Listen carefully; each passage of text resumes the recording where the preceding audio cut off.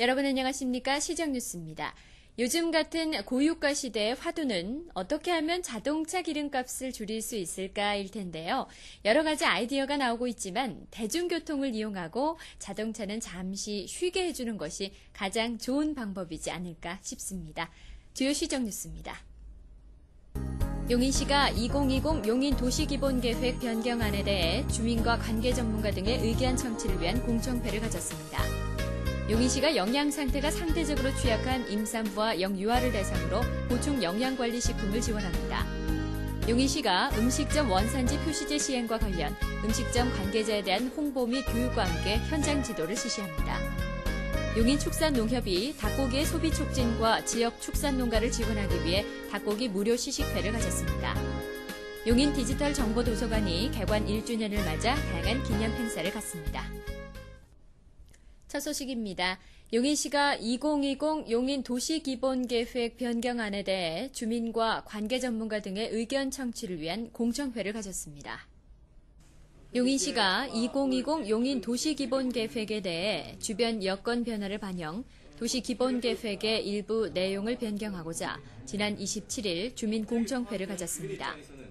지난해 3월 건설교통부로부터 승인된 2020 용인 도시기본계획은 시의 공간 구조를 수지생활권, 기흥 구성생활권, 용인생활권, 남사 이동생활권, 백암 원산 생활권 등 5개 생활권으로 나눠 지역 간 균형 발전과 지속 가능한 도시 발전을 이루기 위해 수립된 계획입니다. 계획에 따르면 대규모 택지 개발이 이루어진 서북부 지역의 경우 무분별한 개발 억제와 기반 시설을 우선 확충하는 내용이 담겨 있습니다. 또한 서북부 지역에 비해 상대적으로 낙후된 동남부 지역 중 용인 생활권은 전원형 복합 주거단지와 자연휴양림 조성 계획이, 남사 이동 생활권은 남사 복합 도시 개발과 덕성 산업단지 및 북리 공업 지역을 조성, 자족 기능을 갖춘 생활권으로 발전시켜 나갈 방침입니다. 또 백암 원삼 생활권은 시가화 예정 용지의 계획적 개발과 함께 관광과 휴양 인프라를 구축할 계획입니다.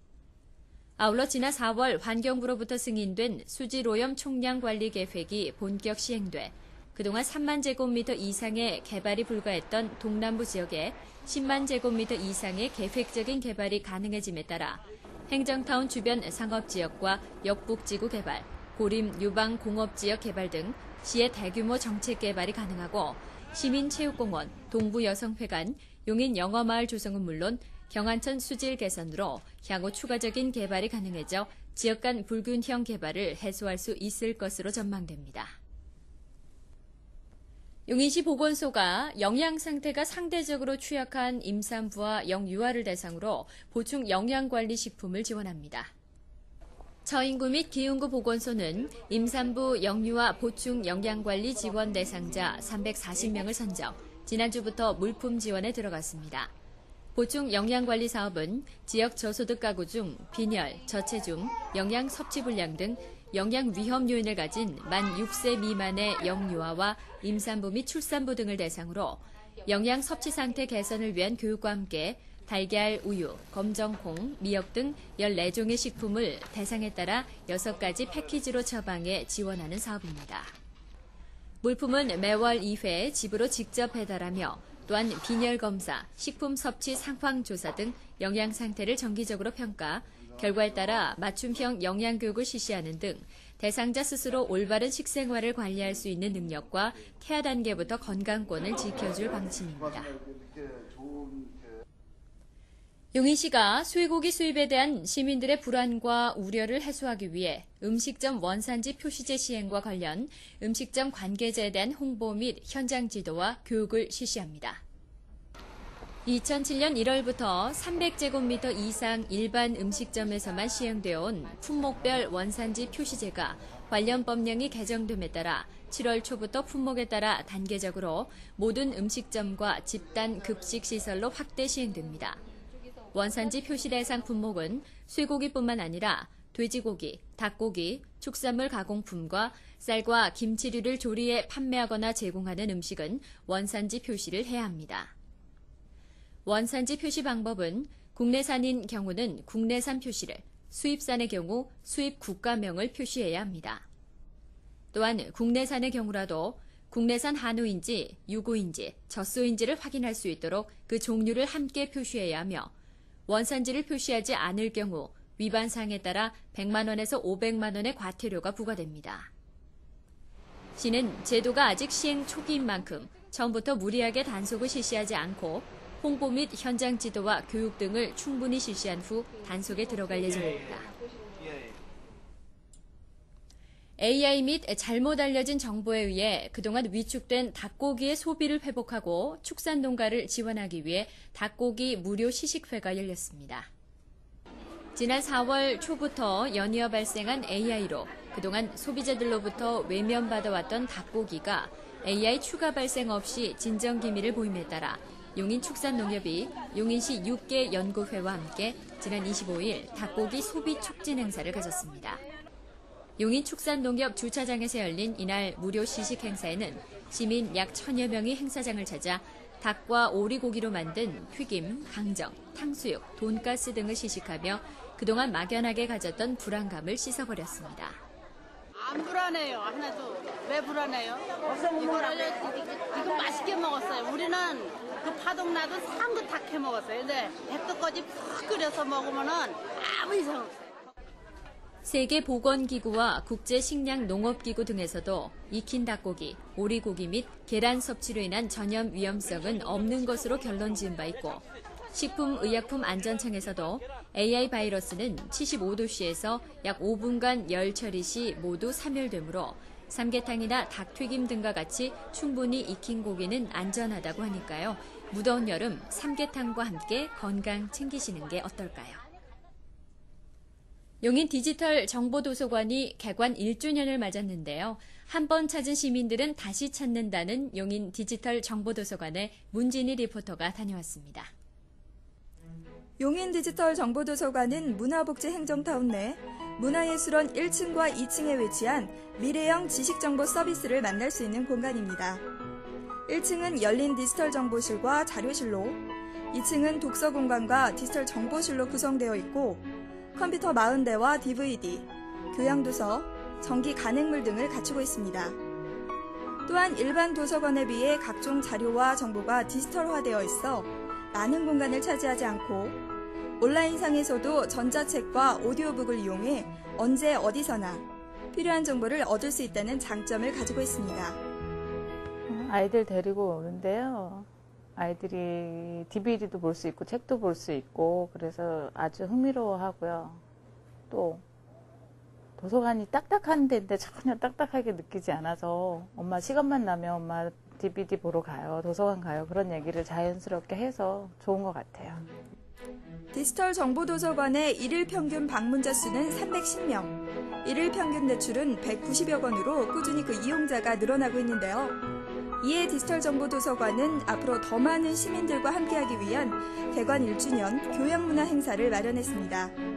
7월 한 달 동안 계속되는 교양문화 행사에는 독서 퀴즈 대회와 도서 인물전 등의 다채로운 행사로 시민 여러분을 찾아갈 것입니다.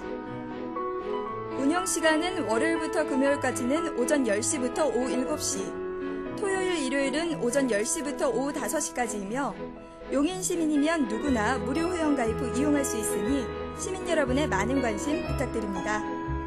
요즘은 가장 좋은 정보를 가진 사람이 성공적인 사람이라고들 합니다.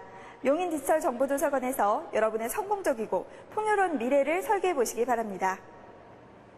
다음은 간추린 소식입니다. 용인시가 아름다운 도시 경관 조성을 위해 구체적인 현수막 제작 기준을 마련, 7월부터 시행에 들어갑니다. 이번에 마련된 현수막 표시 방법 개선 계획은 행정 현수막과 일반 현수막으로 구분, 바탕 및 글자 색상과 크기, 이미지 등에 대해 표준 기준을 제시한 것이 특징이며 현수막 표시 방법을 준수하지 않을 경우 현수막 신고 수리를 하지 않을 방침입니다. 용인시 보건소에서는 하절기를 맞아 지역 저소득 가구와 노인정 및 복지시설 등에 모기 및 바퀴벌레 살충제, 전염병 예방 물티슈 등 각종 질병 및 전염병 예방을 위해 방역약품을 지원합니다. 시민들에게 보다 효율적인 행정 서비스를 제공하기 위한 용인시 공직자 행정 업무 개선 경진대회가 지난 26일 문화복지 행정타운에서 열렸습니다. 이번 경진대회에는 총 108건의 과제가 접수, 1차 서면 심사를 거쳐 건축물 대장 온라인 발급 확대 운영 등 8건의 사례가 발표됐습니다. 이날 발표된 과제들이 실제 행정 업무에 반영돼 시민 서비스 향상으로 이어지기를 기대해봅니다. 문화복지 행정타운 내 청소년 수련관앞 광장에 주변 시설물 이용자들을 대상으로 즉석에서 공연할 수 있는 간이 이동식 무대가 마련됐습니다. 별도의 신청 절차 없이 즉석 공연을 펼칠 수 있으며 조명 이용을 희망할 경우 간단한 신청에 의해 이용이 가능하오니 동아리 및 일반 시민들의 많은 이용 바랍니다. 다음은 시공지사항입니다. 제13회 여성주간 기념식 안내입니다. 7월 11일 여성회관 큰 어울마당에서 유진박 미니 콘서트와 뮤지컬 난타 등 다양한 공연이 펼쳐질 예정이오니 많은 참여를 바라며 기타 자세한사항은 용인시 여성단체로 문의하시기 바랍니다. 청소년의 다양한 여가 활동을 위해 마련된 청소년 문화존 일정 변경 안내입니다. 기존 2월 28일로 예정됐던 동감 프로그램이 7월 12일로 변경됩니다. 기타 자세한 사항은 가족 여성과로 문의하시기 바랍니다. 용인시에서는 재활용품을 공모합니다. 실용부문과 예술부문으로 다음 달 31일까지 신청하시면 됩니다. 공모된 작품 중에서는 우수작 12점, 입선작 24점을 시상할 예정이니 시민 여러분의 많은 관심 바랍니다. 주민등록부와 가족관계 등록부, 생년월일 불일치 일제 정비 안내입니다. 7월 1일부터 11월 30일까지 실시하며 10월 말까지 읍면사무소 및 동주민센터로 신청하시면 됩니다. 기간 내 신청하시면 무료로 관련 공부 정정을 지원하며 보다 자세한 사항은 주민생활과로 문의하시기 바랍니다. 다음은 취업정보입니다.